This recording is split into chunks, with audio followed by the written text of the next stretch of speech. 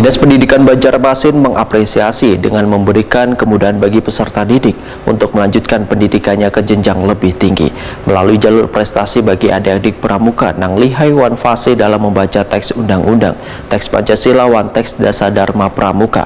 Penghargaan ini diberikan sebagai bentuk rasa bangga lantaran selawas ini terus kreatif wan aktif dalam kepramukaan.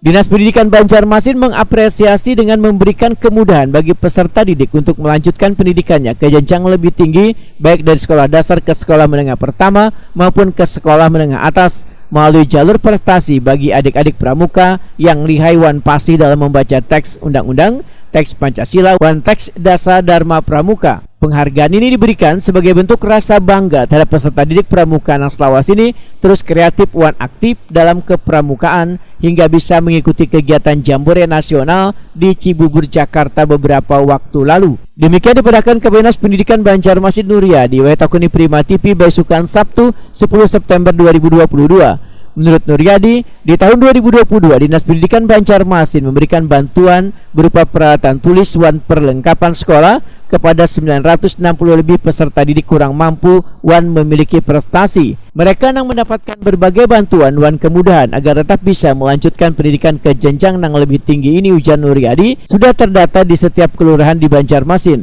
Nuryadi pun berharap berbagai bantuan ini bisa dimanfaatkan dengan baik oleh peserta didik. Nah, jadi kalau sistem perorangan seperti peningkatan Pancasila Dharma, Pancasila, Undang-Undang Dasar itu kan satu-satu itu mereka itu akan dihargai untuk masuk jalur prestasi. Dan yang SMP juga bisa diikuti oleh SMA SMK. Jadi harapan mereka sudah berprestasi, beri penghargaan untuk masuk jalur prestasi. Jadi itu harapan kami menunjukkan pada SMA SMK yang ada di Kota Banjarmasin. Kemarin kita hargai, cuman yang kita hargai itu dalam bentuk perorangan. Tadi yang sudah saya sebutkan. Dan untuk soal regu itu kami pertimbangkan, karena regu itu kan mengatasnamakan mungkin sekolah, mungkin satuan pangkalannya.